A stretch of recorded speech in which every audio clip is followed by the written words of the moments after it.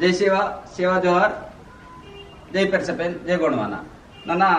నేను అరక మాణిక్రావును, తెలంగాణ రాష్ట్ర కోయపుణ్యం గోండవాన కోయపుణ్యం రాష్ట్ర అధ్యక్షుని. అదేవిధంగా భారతదేశంలోని మా యొక్క గోండియన్ ప్రాంతం యొక్క కోయపుణ్యం ఉపాధ్యక్షుని కూడా పనిచేస్తున్నాను. అదేవిధంగా గోండవాన గోండ మహాసభ ఉపాధ్యక్షుని, భారత్ ఉపాధ్యక్షుని.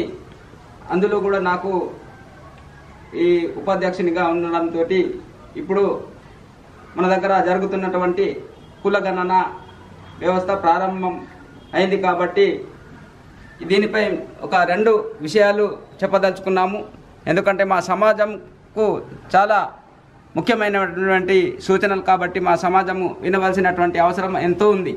అందుకే ఈ విషయంపై మేము మా యొక్క రాజగోండ సేవా సమితి తరపు నుంచి, అలాగే రేషన్ తరపు నుంచి, అలాగే సమాజం తరపు నుంచి విన్నవించుకోరుతున్నది ఏమనగా, మేము కమిషనర్ ఆఫ్ ట్రైబల్ వెల్ఫేర్ కి, అలాగే జిల్లా కలెక్టర్ గారికి, అలాగే ఐటీడీఏ పిఓ గారికి, అలాగే మా యొక్క ఖానాపూర్ శాసనసభ్యులు వారికి కూడా మేము మా యొక్క లెటర్ ప్యాడ్ ద్వారా గోండవాన గోండ మహాసభ, అలాగే గోండవాన గోండ మహాసభ మా యొక్క కులగణన అనేది మేము ఈ యొక్క భూభాగంలో ఏదైతే భూభాగాన్ని పూర్వము కోయమూరి దీప్, సుమ్మూరి దీప్, సింగర్ దీప్ అని పిలిచేవారు. ఆ భూభాగమే మేమున్నటువంటి భూభాగం కాబట్టి ఆ భూభాగాన్ని నేడు భారతదేశంగా వ్యవహరించడం జరుగుతున్నది. అందులో నివసించినటువంటి మేము ఆదిమ గిరిజనులము, ఆదివాసులము, అదేవిధంగా మూల పురుషులం కూడా. కాబట్టి మాకంటూ ముఖ్యంగా ఒకటి మా నివసించే భూభాగాన్ని, ఆ భూభాగాన్ని గోండవాన భూభాగం అని అనేవారు. అంటే ఈ గోండవాన భూభాగం అనేది మొత్తానికి ఈ యొక్క పృథ్వీలందు 5 భూభాగాలు కలిపినటువంటి భూభాగాన్ని గోండవాన భూభాగం అనేవారు. అదేవిధంగా లూరేషియా, అంగారాన్ని ఈ ప్రాంతాలు కూడా ఉన్నాయి. కాబట్టి అందులో ఈ 5 భూభాగాలు ఉన్న భూభాగాన్ని గోండవాన ప్రాంతం అని పిలిచేవారు. ఆ ప్రాంతంలో నివసించే వారందరూ గోండులే. ఎందుకంటే ఆ కాలం నుంచి ఈ భూమి యొక్క ఎప్పుడైతే మనం భారతీయులమని అంటున్నామో, ఆ భారతీయులం అనేది ఆ భారతదేశం యొక్క భూభాగాన్ని ప్రత్యేకంగా తీసుకుని భారతీయులు అంటారు. కాబట్టి మేము కూడా గోండవాన భూభాగాన్ని దాంట్లో ఉన్నటువంటి మేము ప్రజలం. కాబట్టి మాకు ఆ భూభాగం పేరు మొదలు ముట్టి తర్వాత మేము మా యొక్క వ్యవహారిక కులగణనకు మరియు మేము కోయితూరు మరియు ప్రధాన్ తోటి ఇలా మా యొక్క కులాలు ఉన్నాయి. కాబట్టి అందులో వారి యొక్క సంస్కృతి, ఆచారాలు, వ్యవహారాలు, వారి యొక్క ప్రత్యేకమైనటువంటి భూభాగంలో ఉన్నటువంటి వారి యొక్క ప్రత్యేకమైనటువంటి భాష కూడా ఉంది. ఎవరైతే గోండవాన భూభాగంలో నివసిస్తున్నారో వారు తమ యొక్క మాతృభాషను కలిగి ఉన్నారు. అదే మాతృభాష గోండి భాష. అయితే ఈ గోండి భాష అనేది ఈ కులగణనకు వచ్చినప్పుడు ఈ గోండులు అనే ఒక విషయం వచ్చినప్పుడు ఇది జాతివాచకం కాదు, భూభాగాన్ని తెలుసుకున్నటువంటి భూభాగము. అంటే దాని ఆధారంగా చేసుకుని ఎక్కువ జనసంఖ్య ఉన్నటువంటి వారు గోండ్లు కాబట్టి ఆ గోండవాన అనే ప్రాంతం ఏర్పడిందని, వారిలో నివసించే వారి యొక్క భాష కూడా గోండి భాషనే. అందుకే ఈ రోజు మేము తెలుపుకునేది ఏంటంటే ముఖ్యంగా కులగణన జరుగుతున్నది. కులగణన జరుగుతున్నప్పుడు ఈ గోండులు అనేవారు ఈ గోండవాన భూభాగంలో నివసించే వారందరూ ఒక గణ వ్యవస్థను కలిగిన వారు. ఎవరైతే ఏ తన యొక్క గణానికి సేవ చేసినటువంటి దాని వల్లనే వారికి ఒక జాతులుగా వారి యొక్క గుర్తింపు వచ్చి వారికి తోటి, ప్రధాన్, లేకుంటే ఆంధ్ర, ఇలాంటి ఆంధ్ర వాళ్ళు మరాఠీ మాట్లాడతారు కానీ వాళ్ళు, అదే విధంగా మా యొక్క వేరు వేరు చిన్న చిన్న కులాలు ఉన్నాయి. కానీ వీరందరూ గోండులే. కాబట్టి ఈ గోండవాన ప్రాంతాన్ని ఎన్నాడో రావాల్సింది భాషా ప్రాతిపాదికన 1958లో భాషా ప్రతినిధి రాష్ట్రాలు ఏర్పడిన తర్వాత మాకు రావాల్సింది రాలేకపోయింది. అంటే బాధ అంటే ఏంటిదంటే ఈ రోజు మేము విన్నవించుతున్నది మా యొక్క సమాజ తరపు నుంచి విన్నవించేది ఏంటంటే ఇప్పుడు కులగణన జరుగుతుంది. కులగణన జరుగుతున్న కాలంలో మాకు ఇప్పుడు ఆ ప్రభాత్రంలో చూసినట్లయితే అందులో 6 రిలీజన్లు చూపెట్టడం జరుగుతున్నది.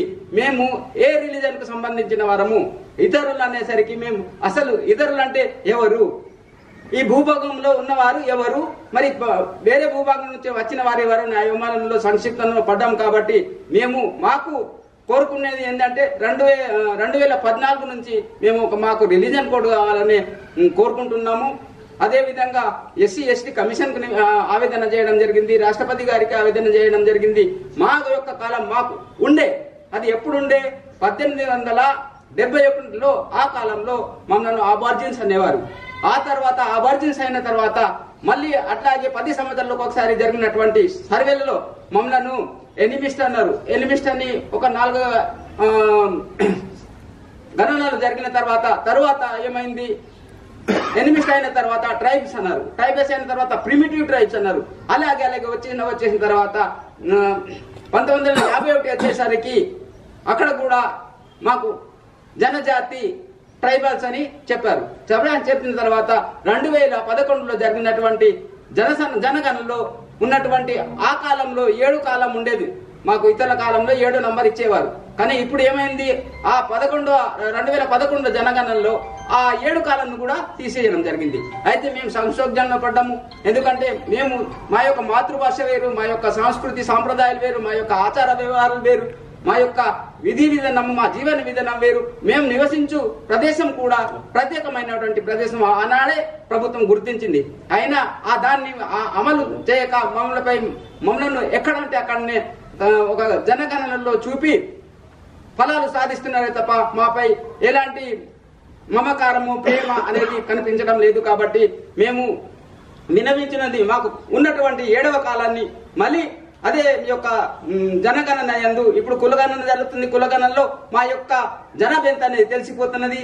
మరి అదే విధంగా మా యొక్క జనగణన జరిగిన తర్వాత మా యొక్క పాపులేషన్ ఎంత అనేది తెలుస్తున్నది. ఆ తెలిసిన తర్వాత మాకున్నటువంటి 7వ కాలాన్ని పునరుద్ధరించి మరి 7వ కాలాన్ని ఇవ్వాల్సిందిగా కోరుతున్నాము. అదే విధంగా ట్రైబ్స్ అంటే వివిధ రకాల ట్రైబ్స్ గా వస్తారు. కాబట్టి ఆ ట్రైబ్స్ కు ఉన్నటువంటి దాంట్లో మేము కోరుకునేదే గోండన కోయ పుణ్యం గోండి దర్శనం అనేది ఉంది. ఆ దర్శనం యొక్క ముఖ్య ఉద్దేశాలు మాకు ప్రెసపేన్ అనే ఉంటుంది. ఆ ప్రెసపేన్ లో మాకు 3 సంస్కారాలు ఉంటాయి. జన్మ సంస్కారము, వివాహ సంస్కారము, వృద్ధ సంస్కారము. ఈ సంస్కారాలు తప్పకుండా పాటిస్తాము. మా యొక్క దేవుడు మేము ప్రకృతిని పూజిస్తామే తప్ప ఎలాంటి మూర్తి పూజను పూజిస్తాము. ఎందుకంటే ప్రకృతిలో శక్తి ఉంది, మూర్తిలో శక్తి లేదు అనే మా యొక్క భావన ఉంది. కాబట్టి మేము మూర్తి పూజకులమే కాదు, మేము ప్రకృతి పూజకులం. అందుకే మాకు ఒక పక్షి మా టోటల్స్లలో మా యొక్క సంస్కృతి ఆచారాల వ్యవహారాల ప్రకారము ఒక జీవపేన్ అంటే మనకు జీవనాధారం అనే ఒక దేవతలు ఉన్నారు. వారికి ఒక పక్షి, ఒక వృక్షము, ఒక జంతువు, ఈ 3 టోటంలను మేము సిమిలితం చేసుకొని ఆ దేవతలనే వాటినే దేవతలుగా మేము కొలుస్తున్నాము. కాబట్టి ఇలాంటిది వ్యవస్థలను చనిపోయిన వారిని మనం పెద్దలను దేవుళ్ళు అంటాం, లేకుంటే పెద్దలు అంటాం. పెద్దలైన తర్వాత ఆ పెద్దల తర్వాత మనము మన నాన్నలు మనము ఇట్లాగా వాళ్ళు ఏమవుతారు, స్వర్గీయులు అయిన తర్వాత వాళ్ళనే దేవతలు, పెద్దలనే మేము దేవతలుగా కొలుస్తాము. ఆ దేవతలు ఆ పెద్దలైన దేవతలు అయిన తర్వాత మనుషులం అవుతాం. మనుషులం అయిన తర్వాత వేన్ దారి అంటాం. అప్పుడు మేము మనుషులు జీవించినప్పుడు అన్ని రోజులు మేము వేన్ చెప్తాం. వేన్ అయిన తర్వాత మేము మరణించిన తర్వాత మేము ఏమవుతాము, పేన్ అవుతాం. పేన్ కావాలంటే మాకు ఒక వ్యవస్థ ఉంది. ఆ వ్యవస్థలో మేము పేన్లో మిళితం చేయడానికి ఒక సంస్కారం ఉన్నది. ఆ సంస్కారాన్ని మేము మొదలు మనిషి పేన్ ఉంటాడు. పేన్ అయిన తర్వాత మరణించిన తర్వాత సానాలు అవుతాడు. సానాలు అయిన తర్వాత ఆయన విధి విధానంగా దేవునిలో కలిపిన తర్వాత ఆయన పేన్ చేసే సంస్కారం, పేన్ నుంచి మానవులు చేసే సంస్కారం మా గోండియన్ వ్యవస్థలో ఉంది. కాబట్టి మా యొక్క పెళ్లి సంస్కారాలు వేరుంటాయి, వృత్త సంస్కారం వేరు, మళ్ళీ పుట్టుక సంస్కారాలు వేరుంటాయి. కాబట్టి వీటిని కూడా గుర్తించుకొని ప్రత్యేకమైనటువంటి సంస్కృతి కలిగి ఉన్నారని గుర్తించి మాకు మా యొక్క కులగణనలో కానీ వచ్చే జనగణనలో కానీ మాకు 7వ కాలాన్ని పునరుద్ధరించి మాకు న్యాయం చేస్తారని మేము తెలంగాణ రాష్ట్ర ప్రభుత్వం నుంచి, లేకుంటే తెలంగాణ ప్రజలు గోండ్ల సంబంధించిన ప్రజలందరము, అదేవిధంగా గోండ్ మహాసభ తరపు నుండి, అలాగే గోండ్వాన కోయ పుణ్యం గోండి ధర్మ తరపు నుంచి విన్నవించేది ఏమీ లేదు. మనము ఎటు పోయినా కానీ మనము అందరము గోండులమే. మాకు ఎప్పుడో రావాల్సిన ఈ గోండ్వాన రాష్ట్రము ఇవ్వలేదు. కానీ కనీసం మన యొక్క అధికారాలను కాపాడవలసినటువంటి బాధ్యత ప్రభుత్వాలపై ఉంది. మమ్మలను చాలా ఆలోచించి మాకు ఏం కావాలో అనేది ఆలోచించిన తర్వాత మేము ఏమవుతున్నామంటే ఇటు విక్రయించిపోతున్నాం. కాడే అలాంటి కాకుండా మేము ఒక త్రాటికి వచ్చేసి మా భూభాగంలో ఉండి మనకు కావాల్సినటువంటి అవకాశాలు ఏమేమి ఉన్నాయో వాటిని రక్షించడానికే ప్రయత్నం చేస్తున్నాం. కానీ